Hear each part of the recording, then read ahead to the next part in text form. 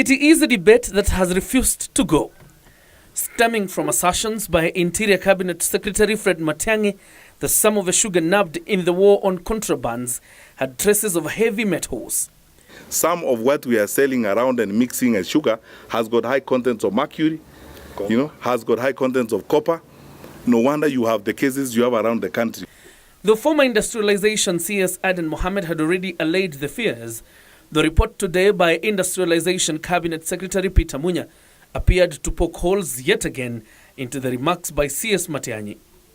Clearly from those indicators, issues of mercury, issues of heavy metals do not arise. Munya says the multi-agency committee involved in the war against contraband sugar had nabbed 1,717,334 bags, and upon testing, 354,628 bags had been discovered to have met required standards and therefore fit for human consumption. 396,928 bags, however, had failed to meet requisite standards of moisture content and other elements in sugar and will be destroyed. But even so, Munya says no traces of mercury or copper were detected. Main parameters in which the sugar failed are A, moisture content, B, yeast and molds, C, color, D, total viable count, and 3, polarization. There has been a lot of exaggeration about presence of metals, heavy metals, and the mercury in sugar. But we are saying largely the failure is those particular conditions I've given you, and largely moisture and poor storage that has led to yeast and molds.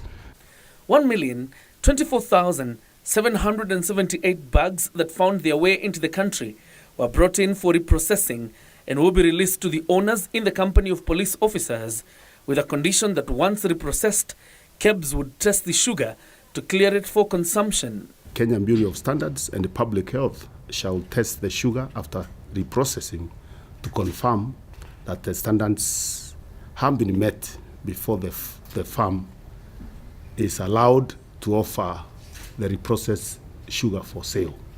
Munya says the country could experience sugar shortage owing to the continued surveillance on sugar brought into the country, as testing will be rigorous.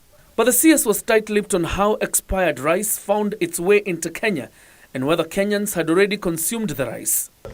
Well, it could be 3 years or even earlier, but somebody has kept it in and go down, locked it, it's not selling.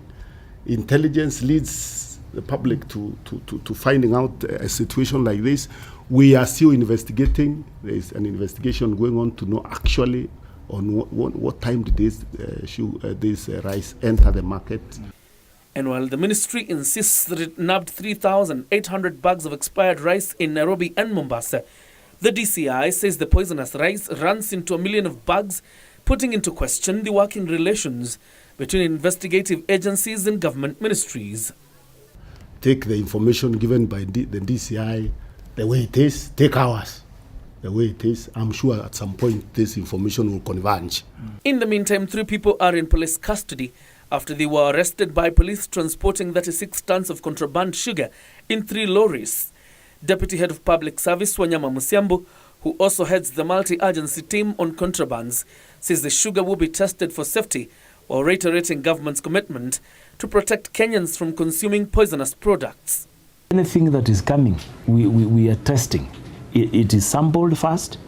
If it is found to be unfit, it is, in fact, we confine it. Then you only take a sample for testing and analysis. John Jacob Curia, Channel 1 News.